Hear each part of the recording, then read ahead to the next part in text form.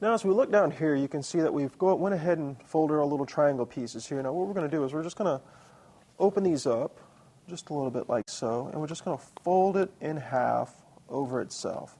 So it's the same on both sides. And we're going to do that with all of them, like this. And this is going to help hold our flour together. Flip it over, open this up, fold it down, open this up, fold it down like so. Now what we have here also is we have our big gap. Now we need to close this up. The way we're going to close this up is we're just going to open up this corner here, slide it over, and just cover it like that, just to hold it together right now. Now as you can see, we've got our little star shape going on. It's 5-pointed, which is what we're looking for.